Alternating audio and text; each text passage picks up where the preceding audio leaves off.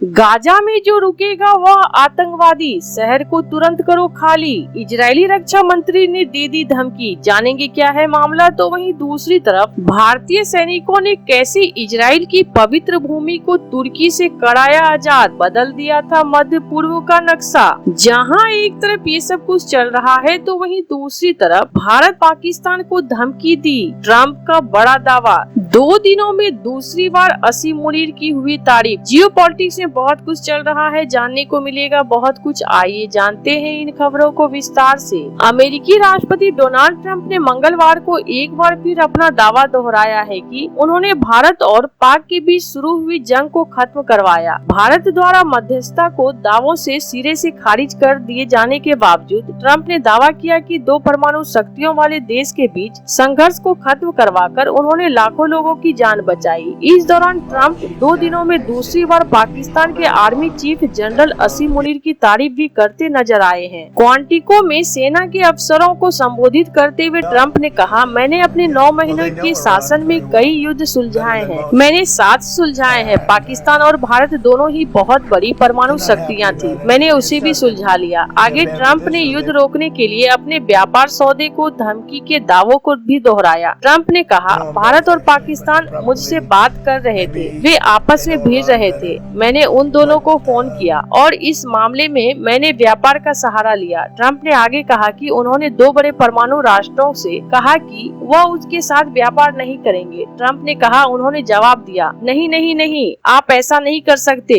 मैंने कहा, हाँ मैं कर सकता हूँ। आप इस भयानक युद्ध को खत्म करिए जिसके बारे में मैं सुन रहा हूँ। ट्रंप ने आगे कहा कि इस दौरान 7 विमानों को मार गिराया था। हालांकि उन्होंने यह नहीं बताया कि वह किस देश के विमानों की बात कर रहे थे। आपको बता दें कि भारत ने ट्रंप के दावों को सिरे से खारिज किया है। भारत ने यह स्पष्ट किया कि पाकिस्तान के गिराने के बाद दोनों देशों के बीच हुई सीधी बातचीत के बाद ही सीज फायर पर सहमति बनी थी। वहीं प्रधानमंत्री नरेंद्र मोदी ने संसद में खड़े होकर भी साफ साफ कहा है कि दुनिया के किसी देश के नेता ने भारत से पाकिस्तान में जारी ऑपरेशन सिंदूर रोकने को नहीं कहा था। ट्रंप ने आगे कहा कि पाकिस्तान के प्रधानमंत्री फील्ड मार्शल के साथ यहाँ थे, जो पाकिस्तान में एक बहुत ही महत्वपूर्ण व्यक्ति है और वह 3 दिन पहले यहाँ आए थे। उन्होंने कहा, मुझे इसका एहसास भी नहीं था। उन्होंने यह बात कितनी खूबसूरती से कही, लेकिन उन्होंने इस बात को हमारे साथ मौजूद लोगों के एक साथ समूह 2 जनरलों के सामने कही। उन्होंने कहा कि इस आदमी ने लाखों लोगों की जान बचाई क्योंकि इन्होंने युद्ध को रोका। राष्ट्रपति ट्रंप ने लाखों करोड़ों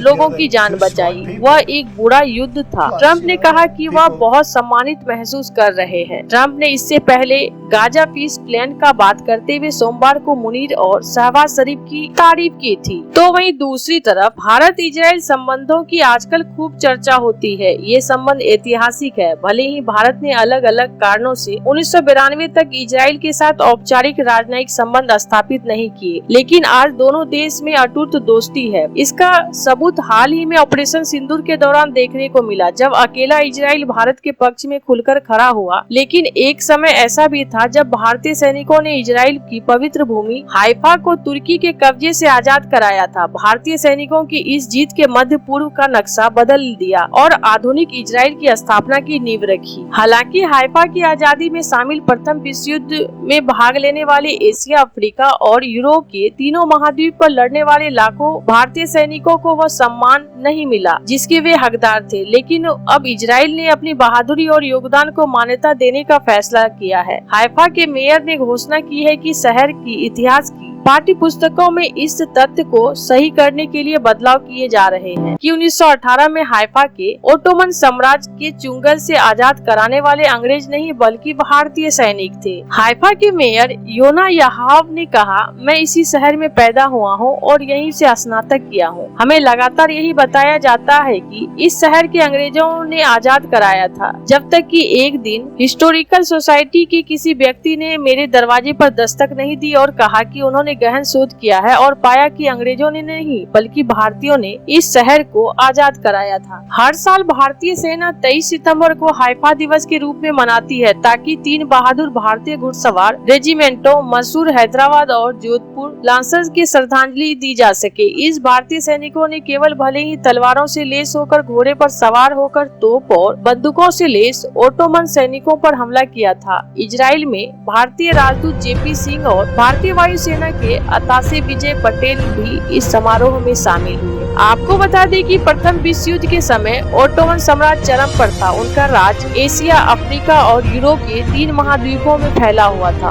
ओटोमन साम्राज्य अक्टूबर 1914 को केंद्रीय शक्तियों की ओर से प्रथम विश्व युद्ध में शामिल हुआ। हालांकि 1918 तक इजराइल और फिलिस्तीन के अधिकांश मोर्चे पर ओटोमन सेना हार चुकी थी, लेकिन उन्होंने बंदरगाह शहर हाइफा को किले जैसा मजबूत बनाकर रखा था। मित्र राष्ट्रों के लिए हाइफा पर कब्जा करना बहुत जरूरी था, क्योंकि इससे उन्होंने गहरे पानी वाले एक बंदरगाह तक पहुंच गई थी, जिससे लेबनान और सीरिया में उत्तर की ओर अंतिम आक्रमण के लिए समुद्र के रास्ते रसद पहुंचाई जा सकती है। बहादुर भारतीय सैनिकों ने सिर्फ भाले और तलवारों से ओटोमन सेना को भारी मशीन गनों का मुकाबला किया। ओटोमन सेना ने माउंट कार्मेल की चट्टानी ढलानों पर किलेबंदी की थी। वह तोपखाने और जर्मन मशीन गनों से लैस थी। फिर भी भारतीय घुड़सवार सैनिकों के अविश्वासी शक्ति और तेज के उनके साथ हमला किया। इस युद्ध में लगभग 44 भारतीय घुड़सवार मारे गए या घायल हुए, लेकिन उन्होंने हाइफा को आजाद करा दिया गया, जिससे लेबनान और सीरिया के लिए रास्ते खुल गया। भारतीय घुड़सवार सेना ने लगभग 1350 तुर्की और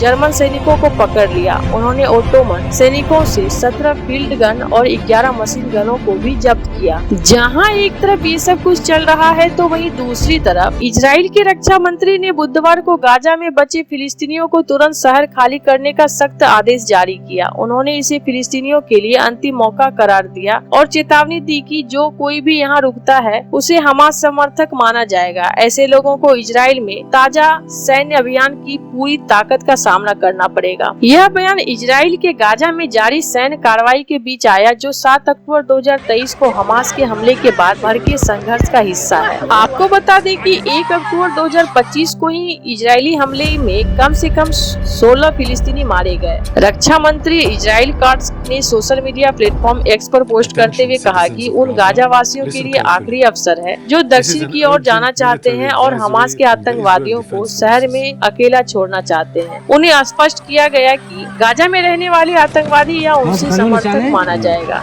इधर इजराइल ने गाजा में अपनी सैन्य कार्रवाई बुधवार को भी तेज कर दी, जिसमें कम से कम 16 फिलिस्तीनी की जान चली गई। अधिकारियों के अनुसार इन हमले में विस्थापित फिलिस्तीनियों को निशाना बनाया गया, जिनमें से कई एक स्कूल में शरण लिए हुए थे। अल अहली अस्पताल के अधिकारियों ने बताया कि गाजा शहर के पूर्वी जितून इलाके में स्थित अल फलाह स्कूल पर कुछ मिनटों के अंतराल पर 2 हमले किए गए। पहले हमले के बाद सहायता के लिए पहुंचे लोग भी दूसरे हमले के लिए शिकार हो गए। इसी तरह शहर के पश्चिमी हिस्से में एक पेयजल टैंक के पास जमा लोगों पर हुए हमले में 5 फिलिस्तीनी मारे गए। गाजा सिटी के शिफा अस्पताल ने सूचना दी कि शहर के पश्चिमी इलाके में एक अपार्टमेंट पर हमले में एक व्यक्ति की मौत हुई, जिसका शव अस्पताल पहुंचाया गया। मध्य गाजा के नुसरत शरणार्थी शिविर पर इजरायली हमले में एक दंपति की जान गई। वहीं बुरेज शरणार्थी शिविर के एक अन्य हमले में एक व्यक्ति मारा गया। अल अवदा अस्पताल ने इसकी पुष्टि। दूसरी ओर गाजा में शांति बहाल करने और इजरायली हमास को रोकने के लिए अमेरिकी राष्ट्रपति डोनाल्ड ट्रंप द्वारा प्रस्तावित 20 सूत्री शांति योजना पर हमास की ओर से अब तक कोई प्रतिक्रिया नहीं आई है। गाजा के स्वास्थ्य मंत्रालय के आंकड़े के मुताबिक इजरायली सैन्य अभियान में 66,000 से ज्यादा फिलिस्तीनी मारे जा चुके हैं, जबकि करीब 1,70,000 अन्य घायल हुए हैं। मंत्रालय का कहना है कि मृतकों में से लगभग आधी महिलाएं और बच्चे हैं। यह मंत्रालय हमास नियंत्रित सरकार का हिस्सा है। ऐसे आपको क्या लगता है इन सब मामले में? आपकी क्या राय है? कमेंट कर जरूर बताएं। जल्द मिलते हैं अगले वीडियो में नई खबर के साथ।